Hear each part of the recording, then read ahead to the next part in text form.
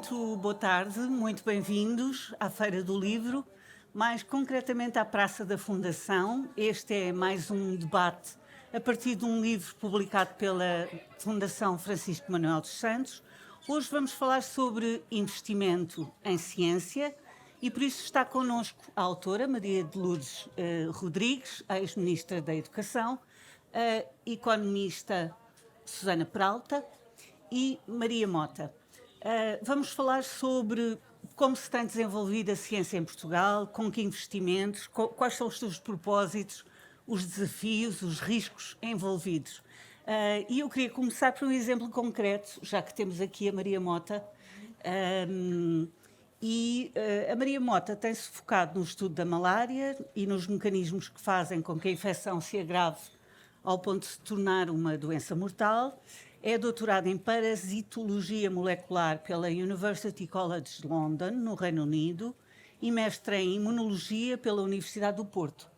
Trabalhou em centros de investigação científica, como o Instituto Gulbenkian de Ciências e o Howard Youth Medical Institute nos Estados Unidos e o Instituto de Medicina Molecular.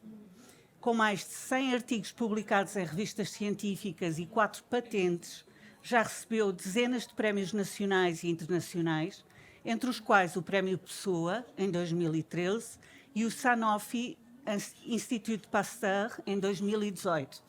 Eu fiz esta muito detalhada, não tão detalhada quanto o seu currículo, não é, Maria? Que tem várias páginas, mas mais detalhada do que o costume, para poder tomar o seu percurso como exemplo e para lhe perguntar como é que foi, desde o início até o início como investigadora e os primeiros exemplos de procura de investimento, até ao primeiro reconhecimento que foi tendo e até à consideração máxima que teve, obviamente, com o seu trabalho.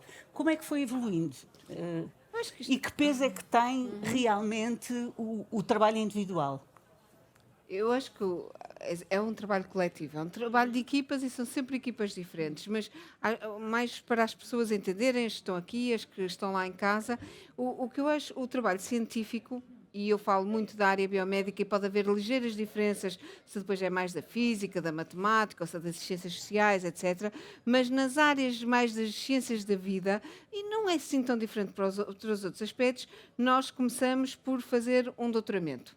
E quando fazemos um doutoramento, inserimos-nos numa equipa, temos um supervisor e geralmente nós encontramos, e eu costumo dizer muito isto aos meus estudantes, porque agora tenho estudantes que se inserem na minha equipa, e a tese é deles, não é uma tese da equipa. A equipa contribui e o orientador contribui para que essa investigação, no fundo, faça, mas a tese é da pessoa. A pessoa que escreve aquela tese é um nome, a pessoa é algo pessoal. Tem o seu cunho e tem particular. o seu cunho e é algo que a pessoa descobre de novo. No fundo, o que nós fazemos é descobrir como é que a vida funciona.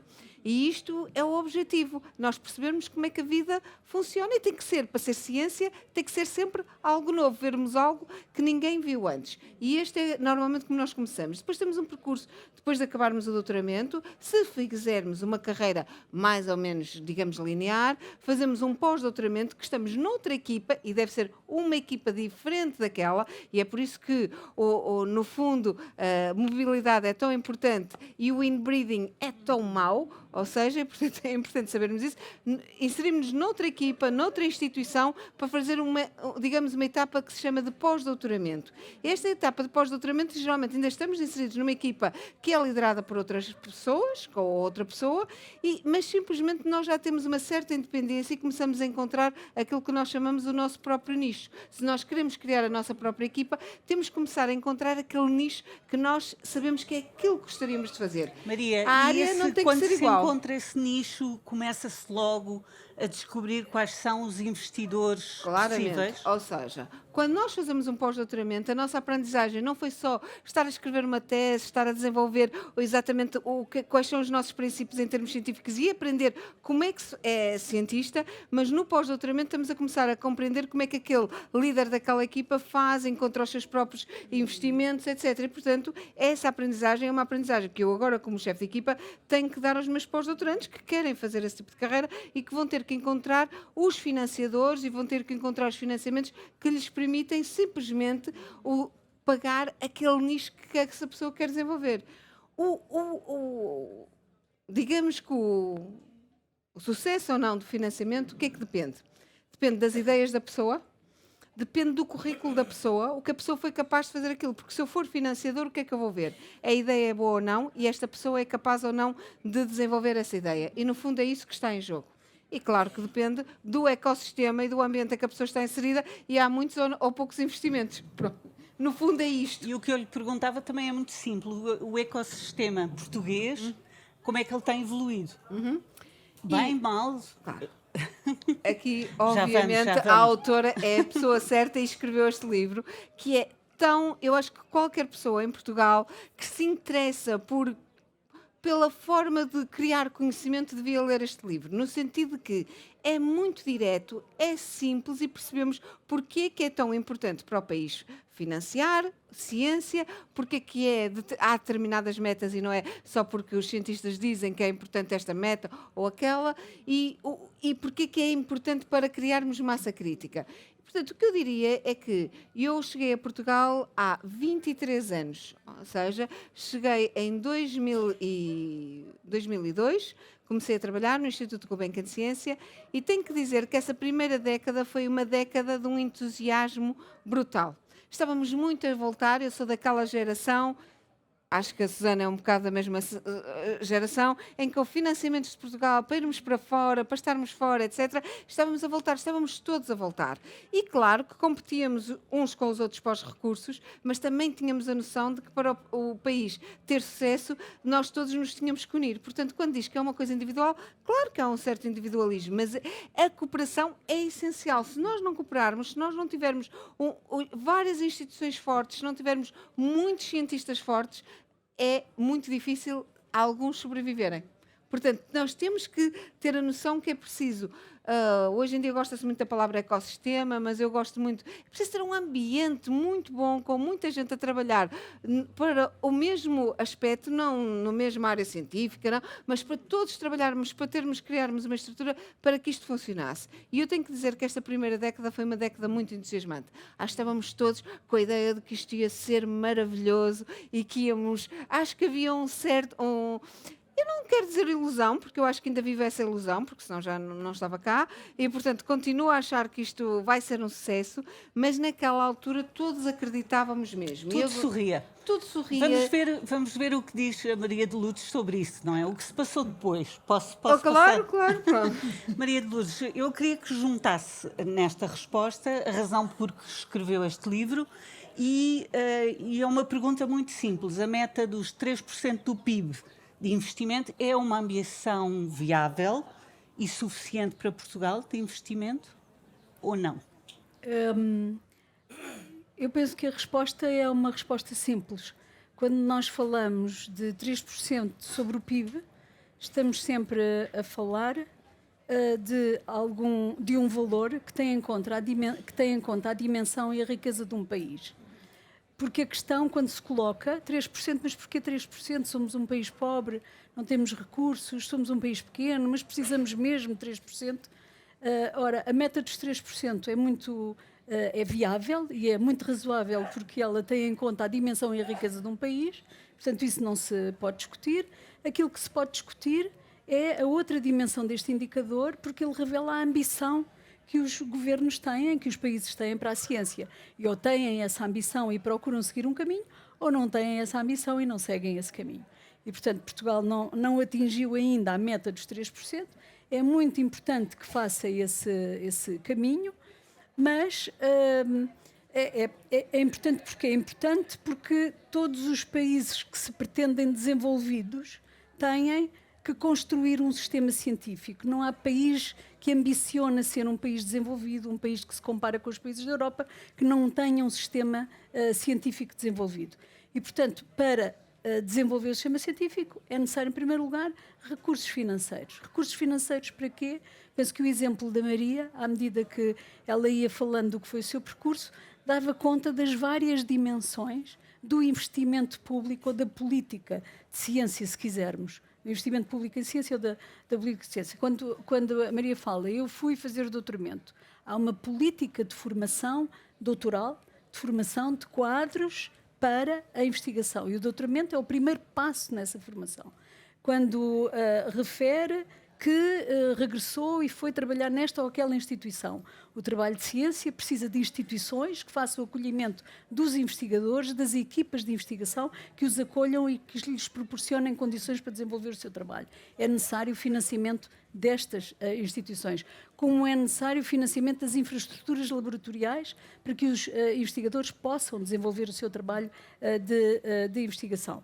E falou de uma outra questão que é muito importante, eu diria central no financiamento da ciência, en passant, quando lhe perguntou e como é que é o financiamento, bom, avaliam o currículo da pessoa e decidem.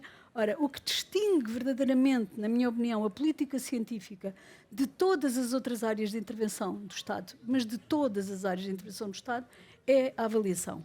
Não há um euro em qualquer país desenvolvido que seja investido em ciência que não tenha na base um processo de avaliação. E por isso é que salvaguardar, manter a qualidade, não deixar degradar os processos de avaliação em ciência é absolutamente essencial para garantir que o sistema científico se desenvolve, não apenas cresce, mas que se desenvolve com qualidade. E a avaliação é nas diferentes frentes.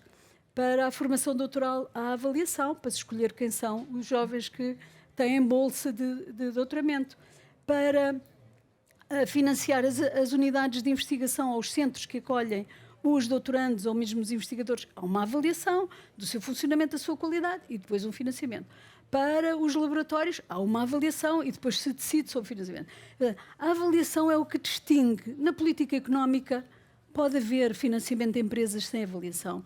Na política de educação, pode não se mandar avaliar as escolas, nem mandar, mas o Estado financia a educação. Os hospitais, a mesma coisa. Há um financiamento, há uma intervenção do Estado que tem associado a afetação de recursos financeiros, em que a avaliação não é absolutamente crítica, pode ser a posteriori.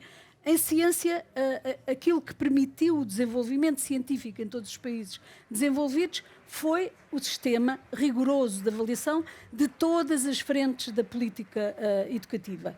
E quando se refere em 2000 sonhávamos, em 2000 sorríamos e agora as coisas estão mais difíceis, não estão difíceis apenas porque há menos recursos financeiros públicos afetos à ciência, na minha opinião, estão mais difíceis porque se deixou degradar os processos de avaliação. As polémicas que existem à volta de resultados de avaliação, não há metodologias de avaliação perfeitas, mas há metodologias de avaliação rigorosas. Há uma fase de descrédito em que não se percebe, há escolhas políticas, e isso é muito complicado para o tal ambiente de esperança, de confiança. Eu confio que se eu tenho um bom currículo, se eu tenho uma boa instituição, se eu tenho um bom projeto, tarde ou cedo eu vou conseguir. Quando mudam os critérios, quando começa a dúvida, começa a desesperança e é tudo mais difícil. E quando o chapéu de chuva é de descrédito, enfim, por mais que se faça, não é? É-se influenciado por isso. Sim. Eu queria lhe pedir, Maria de Lourdes, que mostrasse aquilo que me mostrou há pouco, aquele gráfico que me mostrou há pouco, de evolução do investimento, pode? A evolução do investimento público, sim, não é? Portanto, é muito fácil de observar. Também mostra. Se puder mostrar ali para a câmara, Maria de Lourdes. Qual é a câmara? Acho que é aquela ali. Sim. Não sei, é melhor para ali. Não sei se vê-se muito. Eu acho que não Começa se vê. em que ano? Isto começa a Em ser... 85. É 85? Acho que é este, não é? Não tenho, É o figura 2, começa em 85, sim, e vai até 23. E até 11 nós temos um progresso assinalável. Em 11 há um decréscimo, isto é só a curva de financiamento público, não é? E, portanto, está sempre a subir o financiamento público. Aliás, nos anos 90, essa é eu diria, o cavalo de batalha de José Maria Negago. O que é que ele traz de extraordinário? O que ele traz de extraordinário é começa a dizer, em 1990, sem investimento público, sem financiamento público, sem intervenção do Estado, não haverá sistema científico. E aí começa o objetivo, a tal meta dos 3% do PIB. Devagarinho, devagarinho, vamos lá fazer o investimento público. E cresce até 2011. Depois há uma quebra brutal com a crise financeira, que se compreende, houve cortes financeiros em todos os sistemas, e depois o que aconteceu foi que não recuperámos da Troika. houve recuperação da troika nos rendimentos, houve recuperação da troika em muitas outras áreas de investimento público, não houve recuperação da troika no investimento. E isto é absolutamente crítico, porque é um sinal da desresponsabilização do Estado. E o Estado não se pode desresponsabilizar da intervenção na ciência, do investimento em ciência.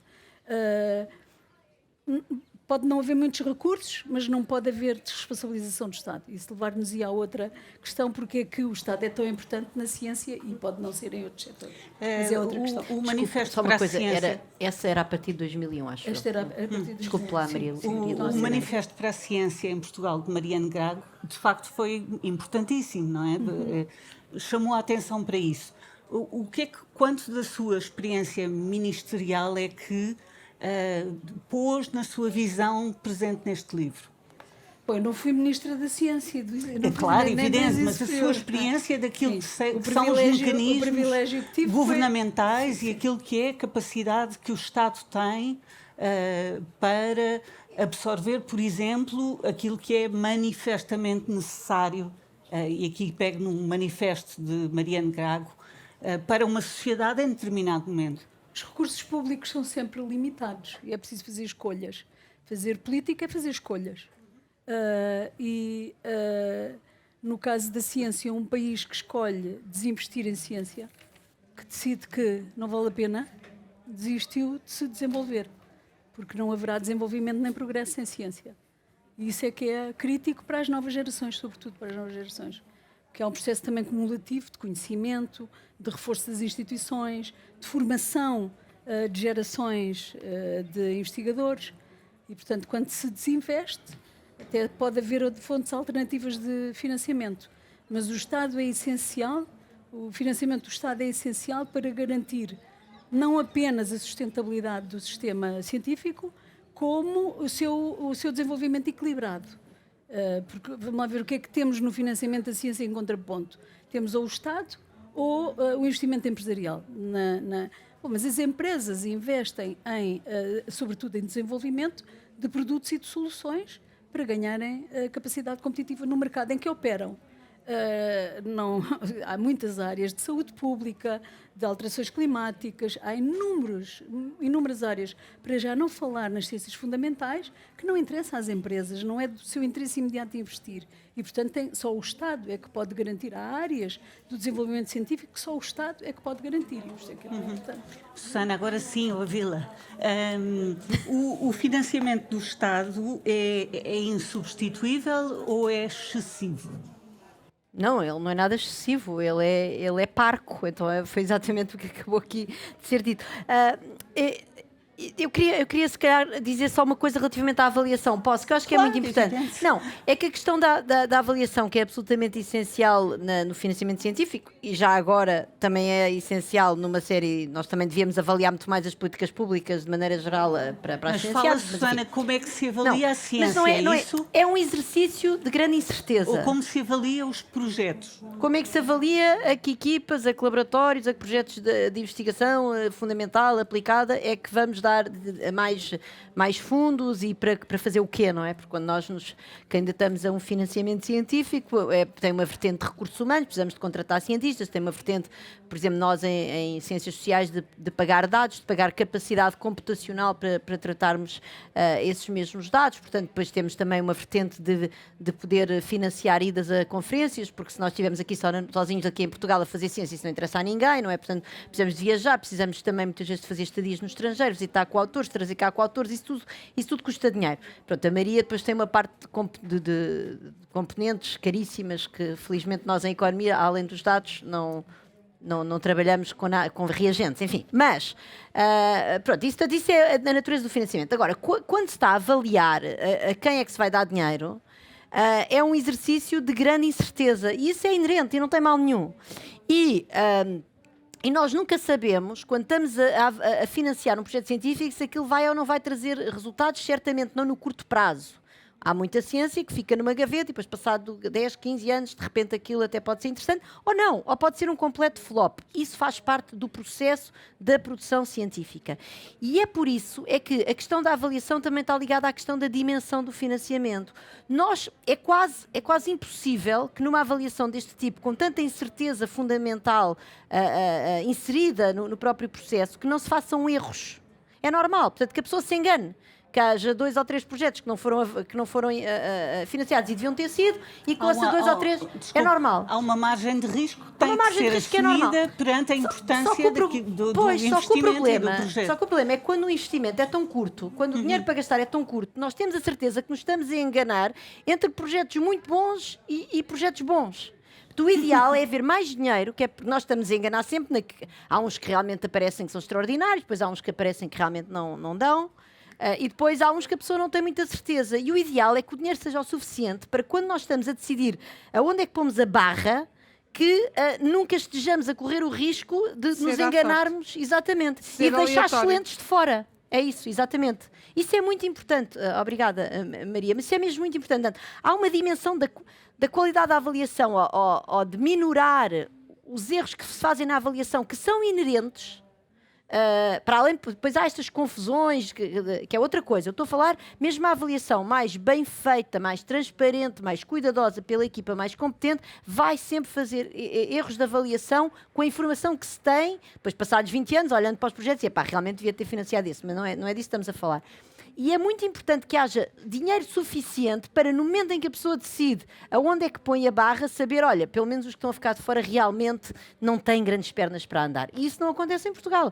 Eu já tive projetos com a nota máxima que não foram financiados. Por causa de um critério qualquer de desempate, porque eram 8 financiados em economia naquele ano. E portanto havia ali um critério qualquer de desempate que depois fazia com que a outra pessoa, por acaso neste caso até era minha amiga, teve o financiamento. Portanto, isso não pode ser, não é por ser eu, porque isto acontece a dezenas de investigadores neste país, porque há outra coisa também, as equipas de investigação perdem horas de trabalho a candidatar-se a financiamentos e, portanto, também é um grande desperdício de recursos. O facto de nós termos tantas equipas a trabalhar tanto para conseguir financiamento e depois estarmos a desperdiçar projetos bons. Mas se calhar é uma pequena, não interessa. Vou só interrompê-la, porque a Maria já tinha suspirado antes de nós virmos para aqui e suspirou outra vez, não é? Com esta questão de todos os papéis que é necessário preencher, todas as formalidades, não é?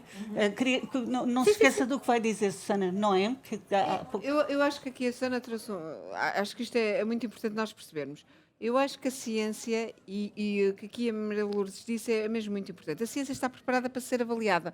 Nós não temos qualquer problema que seremos avaliados em tudo. Somos transparentes. Não é transparente. Isto não somos mais anjos. São transparentes no sentido que mostram para que querem o financiamento. Não, porque é desde a Segunda Guerra Mundial e, no fundo, os Estados Unidos implementaram isto e, portanto, não é algo de novo. É algo que tem 70, 80 anos em que qualquer investigador, qualquer cientista sabe que para investirem nele tem que demonstrar que a sua ideia tem importância e tem que demonstrar algum currículo de que é capaz de desenvolver aquela ideia. Isto é normal. A mesma coisa acontece com as instituições. As instituições científicas, porque são, à partida, geridas por cientistas, também estão completamente preparadas para de X em X tempo, e em Inglaterra chamam os quinquénios, em diferentes partes do mundo chamam diferentes coisas, mas estão preparadas para 5 em 5 anos serem avaliadas e serem mostrado o que é que fizeram errado, o que é que poderiam ter feito melhor, o que é que podem melhorar. Isto não há nada...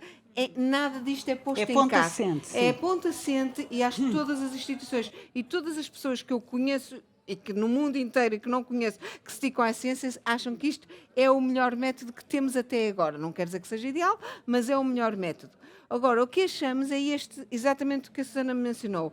É onde é que nós fazemos o corte. E quando o corte é muito acima daquilo que pode ser, o que é que nós estamos a desperdiçar? Grande qualidade, estamos a desperdiçar recursos. Porque são os recursos daqueles que nós, para prepararmos o concurso, perdemos imenso tempo, o que significam horas dos nossos salários, disto, daquilo, e, portanto, tem tudo isso. as pessoas que estão a avaliar estão a fazer isso. Ora, se for algo aleatório, há pessoas que até já propõem em certos países que isto fosse mais aleatório. É mesmo aleatório, é uma lotaria, não vale a pena estarmos a perder, a gastar estes recursos. Eu não concordo com isso, acho que tem que ser mesmo uma avaliação, mas a verdade é isto, é que não podemos pensar que podemos fazer omeletes sem ovos. E muito menos do que isso que eu acho que às vezes tem em Portugal, e gostaria de trazer uma outra dimensão, que é, temos poucos ovos, mas os que temos vamos dividir por todos e ficamos todos tristes, mas toda a gente comeu uma partezinha da clara ou da amarela. E isso não funciona. Maria, não vai dividem-se, Maria de Lourdes, dividem-se os ovos ou... Os poucos que existem. Quer dizer, devia haver mais ou ovos, não é? distribui-se, Sim, mas é não verdade. havendo ovos, Sim. eles não aparecem de Mas repente. a avaliação serve para selecionar. E, portanto, é para selecionar e para financiar os melhores projetos. Não há modelos perfeitos, como disse há pouco, de avaliação, mas sabemos que também não há outro método de escolher para investir. É verdade que estão convencionados algumas percentagens, digamos assim, para se conseguir melhores resultados dos investimentos. Concursos em que se financia 5% dos projetos, é evidente que não é uma lotaria. E, portanto, estão convencionados, 10%, 12% é a regra mais ou menos seguida pelos organismos internacionais. Agora, na minha opinião, a avaliação serve justamente para escolher por quem se repartem os ovos. E, portanto, há instituições que, se a avaliação e o financiamento for regular, como devia ser, for previsível, isso não tem nenhum problema, porque as equipas melhoram os seus projetos, não vão no primeiro concurso, vão no segundo, ou vão no terceiro e continuam a trabalhar no desenvolvimento das suas propostas e não desistem. Porquê? Porque sabem que, bom, em fevereiro de cada ano nós temos a certeza de que os concursos Ou abrem. seja, um e, bom portanto, projeto acaba por Claro, chegar e lá. este é o mais importante.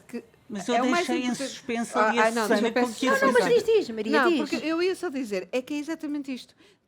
Se convencionarmos que em fevereiro há concursos, todos os anos devia haver um concurso. E isto não acontece em Portugal. E com toda a franqueza é o único país civilizado do mundo que eu conheço que não tem isto convencionado desta forma. em que isso não é civilizado. Nos Estados Unidos, até ao momento em que deixaram de ser civilizados, mas até ao momento em que eram civilizados, tinham sempre 3 chamadas. E isto vem desde os anos 40. 5 de fevereiro, 5 de junho, 5 de outubro. Todos estes 5, e foi 5 numa altura, porque só se não foram sábado ou um domingo que estes dias calham, passavam para a segunda-feira. Hoje em dia já não é bem assim, porque é tudo digital, mas antigamente era entrega e, portanto, passava para a segunda-feira seguinte. Todos os investigadores sabem, nós não temos dimensão para ter 3 concursos por ano. Está fora de questão, eu acho, mas está em questão que há 23 anos que eu vivo em Portugal e que nunca tivemos 3 anos seguidos em que abre concurso na mesma altura do ano. 3 anos seguidos, não estamos a falar... Não é 3 anos seguidos, é 3 concursos seguidos, Maria. 3 anos seguidos também não tens concursos, não é? Em anos seguidos raramente tens concursos. Exatamente. E depois já há anos em que, muitos anos, que nem sequer há concurso. Nem nunca é na mesma altura, nem nunca nem há ou não há. E esta inconsistência é algo que faz as pessoas desesperar. Eu posso ter pessoas que querem vir muito para cá, que eu acho que eles vão ter muita capacidade de ter um IRC, ou seja, um projeto europeu, etc. Mas as pessoas dizem assim, qual é a base do país? Porque é preciso a pessoa ter a base no país. Porque se às vezes não conseguir no primeiro ano, tem que ter uma base aqui. E essa base eu não lhe posso prometer que vai existir, porque eu não sei se existem concursos. Portanto, é algo que não é reinventar a roda. Ela já foi inventada há tanto tempo e é só aplicar e ser consistente. E isto é algo que nós nunca conseguimos e vamos ser francos, Mas é eu posso dizer transversal a todos os governos. Sim, é transversal, claro. Posso só pegar nisto que a Claro, Maria está a dizer? Susana, Não, porque então, pronto. Pode há este desenvolver aquilo que estava a Não, mas tentar. há este gráfico que a Maria de Lourdes aqui mostrou deste século e, de facto, da diminuição do investimento público em percentagem do PIB na ciência. Então, como é que, no fundo, como é que os sucessivos governos vão inventando aqui maneiras de contornar isto? Por um lado é o financiamento... E se puder juntar, Susana, desculpe, que tendências é que também se observa, não é? Nas escolhas que fazem ou no investimento que fazem. Consegue detectar. Pronto, mas há uma tendência evidente que é complementar sempre possível com financiamento europeu. E, aliás, quando nós vemos aqui o gráfico do financiamento público total, ele é até mais estável mas porque precisamente está a recorrer cada vez mais ao financiamento europeu. E isso determina muito destes solavancos do calendário que a Maria aludiu, porque de facto o problema é, estão à espera que chegue o dinheiro europeu e depois afinal já não dá para este ano, abre-se para o ano que vem, depois anuncia-se para fevereiro e depois atrasa-se para abril. É mesmo assim que nós vivemos. E já agora, às vezes, a pessoa até tem... uma equipa que está mais ou menos disponível ali por calendários de conferências, de dados que vão chegar, no meu caso, que até se calhar ali entre outubro e fevereiro conseguia fazer aquela... Porque aquilo depois, já agora, mudam as plataformas. Portanto, a pessoa aprende a trabalhar numa plataforma, no concurso seguinte é outra plataforma com umas regras completamente diferentes, com custos de aprendizagem gigantescos, e depois, de repente, aquilo já não abre nem em fevereiro nem em março, e depois a pessoa tem os investigadores sem saber muito bem o que é que lhes dá para fazer, e depois em abril, afinal abre, e depois eles já estamos cheios de trabalho noutra coisa. Portanto, isto é ingerível. E é evidente que isso depois também não nos permite sermos competitivos nas tais bolsas europeias, porque depois nós não temos, obviamente, nenhuma maneira nem de competir, nem em quantidade, nem em qualidade com a investigação que se faz no resto da Europa. Portanto, um dos truques é o truque do financiamento europeu e que determina muito estes solavancos de calendário. E depois há outro truque que foi encontrado em Portugal, que também é fora de série, que é o truque portanto, estes 3% do PIB. E é por isto que este livro da Maria Rodrigues, ele é maravilhoso, é muito simples, lê-se rapidamente, tem poucas páginas, é incrível. E realmente está escrito numa linguagem extremamente simples e é muito esquematizado, no bom sentido, no sentido de abrir a caixa negra dos 3%, porque os 3% é uma coisa assim aspiracional, não é? Nós ainda agora tivemos campanha eleitoral, não se falou muito de ciência, mas quando se fala é como os 2% da defesa e os 3% da ciência. É uma coisa aspiracional. Mas, na verdade, o que a Maria de Lourdes Rodrigues faz neste livro é abrir a caixinha negra não só do lado de onde é que vem o dinheiro, e de facto o dinheiro vem não só do financiamento europeu, como do financiamento do Orçamento de Estado, que é aquela desgraça que ali se vê, como depois também uma parte substancial de financiamento privado, de investigação e desenvolvimento, feita nas empresas. E depois, dentro das empresas, há uma parte que é financiada pelo setor público através de créditos fiscais ao investimento em investigação e desenvolvimento, no fundo, diminuições do IRC, que são despesa fiscal, isso está muito bem explicado aqui no livro da Maria de Lourdes, e de facto o que nós vemos é que, desde precisamente o início deste século, portanto acho que aqui o primeiro ano em que isto vira é em 2006, passamos a ter mais investimento em investigação e desenvolvimento vindo do lado das empresas do que do lado do sistema de investigação, das universidades, dos laboratórios e dos laboratórios também do Estado, já agora, porque depois aqui na história da política científica em Portugal, o livro também mostra como, no fundo, a política científica nasce em Portugal de um conjunto de necessidades do setor público, de ordenamento do território, etc., e do LNEC e essas coisas todas, pronto. E, portanto, há essa dimensão que é de investigação aplicada ao fundamental, feita pelas universidades, pelos laboratórios associados e pelos laboratórios do Estado, e depois há a dimensão da investigação e desenvolvimento feita nas empresas, que por sua vez pode ser financiamento efetivo das empresas ou que pode ser então um crédito fiscal, que no fundo somos todos nós que pagamos.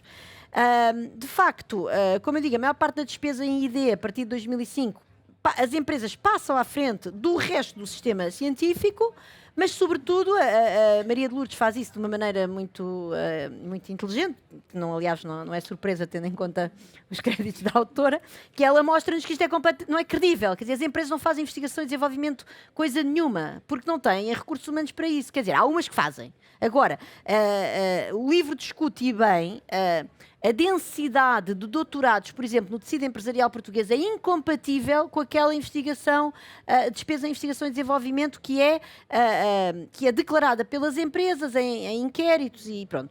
E isso mostra que há aqui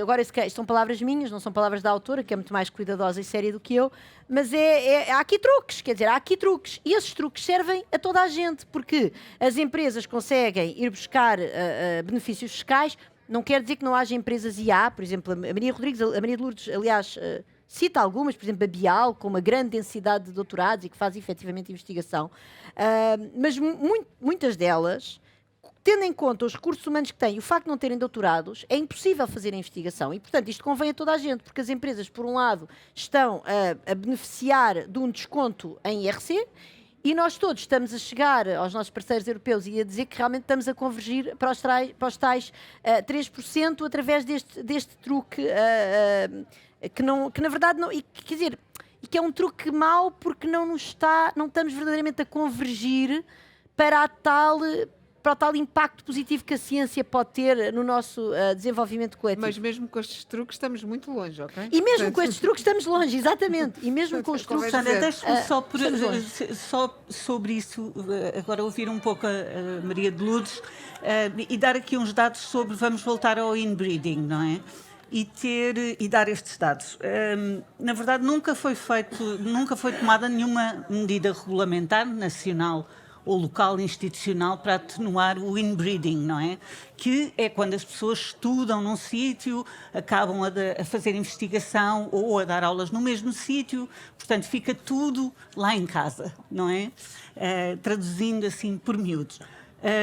Pelo contrário, a legislação recente até veio a agravar o problema. Um estudo publicado pela DGEC em 2017 mostrava que 67% dos homens e 75% das mulheres docentes de carreira nas universidades estatais tinham feito o doutoramento na mesma instituição e que esta realidade se agravava nas categorias mais baixas e provavelmente mais novas.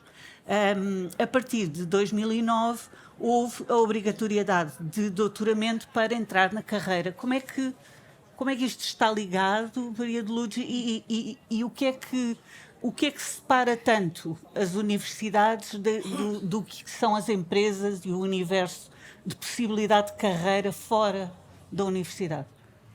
A questão da endogamia, chamada endogamia, ou seja, o recrutamento de quadros que são formados na própria instituição, foi contrariada por medidas de política muito importantes e algumas até muito antigas, de apoio à mobilidade internacional de quadros, que se traduzia em ir fazer doutoramento fora, como foi a Maria, como foi o ministro Veiga Simão, deve ter sido dos primeiros doutorados no país a beneficiar de uma política são internacionais, de bolsas no exterior. E, portanto, é uma história muito associada ao crescimento lento do próprio sistema, que passa por fases em que se faz formação fora e outras fases em que se faz formação interna, e sendo as instituições também muito desiguais, também têm dificuldade em atrair. Nós temos um modelo de remuneração dos investigadores e dos docentes que é igual em todo o país. Portanto, não há muita flexibilidade para se ter estímulos para atrair, e atrair significa atrair investigadores estrangeiros, mas também atrair investigadores que vão do litoral para o interior do país, para instituições de investigação e de ensino superior fora. Portanto, nós temos um problema com a mobilidade. Políticas de ciência que estimulam a mobilidade são políticas de promoção de doutoramentos feitos fora, e podem ser este conceito de fazer o doutoramento numa instituição onde não se fez a licenciatura, são mecanismos relativamente conhecidos e fáceis. Um dos problemas que nós temos, e talvez decorrente do momento de desenvolvimento do sistema científico em que estamos, é mesmo o desenvolvimento do ID empresarial, do desenvolvimento do setor empresarial. Neste momento, as universidades, e falo em universidades e posso incluir aqui todo o setor público, os laboratórios de Estado, PSS, etc., representam 40% da execução do financiamento e da execução da despesa em investigação e desenvolvimento. 40% é muito, e têm um número de quadros, cerca de 20.000 investigadores em equivalente a endemia integral, entre 200 investigadores que asseguram estes 40%. Quando se olha para aquilo que se passa no setor empresarial, nós não temos o mesmo volume de recursos humanos. Temos portanto, isto revela duas coisas. Isto revela que necessitamos de continuar a formar, de fazer formação doutoral, formar doutorados para desenvolverem atividades de investigação também no setor empresarial, e quando se fala no setor empresarial, fala-se no setor público, e já estamos aqui numa mudança que é entender a formação doutoral não apenas para a formação, a investigação em sentido estrito, mas no sentido do próprio desenvolvimento de processos e produtos de que o setor empresarial necessita e de que o setor público também necessita, e portanto é um entendimento mais alargado do que é ou deve ser a formação doutoral, e precisamos de continuar a insistir em fazer formação doutoral com diferentes objetivos, para renovar as gerações, para assegurar a mudança geracional no setor público, para assegurar um crescimento no setor empresarial. Porque hoje o que há de disponibilidade de financiamento, para o desenvolvimento de atividades de investigação no setor empresarial é uma dimensão enorme. Hoje, em benefícios fiscais, o Estado abstém-se de recolher, de fazer a coleta fiscal, num valor que eu acho que neste momento deve até ser superior àquilo que dispõe do Orçamento do Estado para investir em ciência. E, portanto, há aqui um desequilíbrio, eu vou dizer assim, que precisa de voltar a ser equilibrado. Os benefícios fiscais, o regime do CIFID, são muito importantes de manter. É muitíssimo importante para estimular justamente não apenas o desenvolvimento da atividade de investigação do setor público, mas para fazer a transferência e promover o desenvolvimento de processos e produtos do setor empresarial. E quem diz empresarial diz setor público, diz as entidades públicas também. Agora, para o fazer, é preciso, em primeiro lugar, continuar a apostar muito fortemente na formação doutoral. Sem a formação de mais doutorados, nós não vamos conseguir desfazer este nó. Até aqui, o sistema de ensino superior absorvia. Os doutorados que se formavam entravam todos no ensino superior. O ensino superior não vai crescer porque há quebra demográfica. Mas um beco sem saída, não é? Não é um beco sem saída. Não, é um beco de grandes oportunidades. Porque, finalmente, aquilo que não tem limites para crescer é o sistema científico. O sistema de ensino superior tem limites para crescer porque depende do número de estudantes. O sistema científico não tem limites para crescer. Quanto mais recursos humanos nós tivermos nas empresas, nas unidades de investigação, nas universidades, a fazer investigação e só a fazer investigação, mais rapidamente o sistema cresce e se desenvolve. Diga-me, temos mesmo que terminar. Maria, tenho que... e queria pedir-vos, queria começar pela Maria de Lourdes, se tivesse que titular o seu Manifesto pela Ciência, qual era o título que dava? O que é que punha em destaque? Eu, com muita humildade, reconheço que o Zé Mariano teve um papel com o manifesto e defendo que nós não precisamos de um outro manifesto. No tempo em que o Zé Mariano fez o manifesto, não havia sistema científico, não havia unidades de investigação, não havia formação doutoral, não havia investimento do Estado. Era incipiente. E a razão do manifesto é dizer que nós precisamos de um sistema científico, instituições fortes, muitos doutorados, escalar aquilo que tínhamos, escalar. E fazia sentido. Hoje o sistema científico existe. Temos centenas de unidades de investigação, temos milhares de investigadores, precisamos de voz e precisamos, sobretudo, de clareza nas políticas científicas. O objetivo deste livro é clarificar. Regressar ao início, o que é que foi o manifesto? O manifesto é um manifesto de política científica. Ele está atualizado ou desatualizado? Está muitíssimo atualizado. Não perdeu nenhum espaço de intervenção. A política científica deve continuar a ser aquilo que foi escrito nos anos 90 pelo Zé Mariano. Se continuássemos a seguir aquele guião, talvez tivéssemos tido um progresso maior. Não sei, desculpem. Ou seja, mais do que reivindicação, agora é efetivação do investimento em ciência. Ser consequente. Está no programa eleitoral 3% do PIB. Então faça o favor de dizer como é que vamos alcançar o 3% do PIB. Ser consequente, ser efetivo quando se anuncia, quando se faz um anúncio político, porque o Zé Mariano fez, o objetivo, já não me lembro naquela altura qual era o objetivo, talvez fosse só 1%. O objetivo é 1%. E vamos fazê-lo como? Vamos fazê-lo formando doutorados, avaliando as unidades de investigação e financiando as unidades de investigação, todas por igual. Portanto, havia um programa para alcançar. E hoje o programa...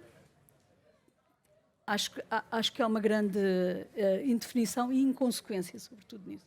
Muito bem. Não me quero alargar. Muito obrigada às três. Estão todos convidados para ler Investimento em Ciência, de Maria de Lourdes Rodrigues, e para perceber então estes tais 3% e porque é que valem tanto, não é? E porque é que vale tanto a ciência em Portugal. Muito obrigada a todos. Obrigada.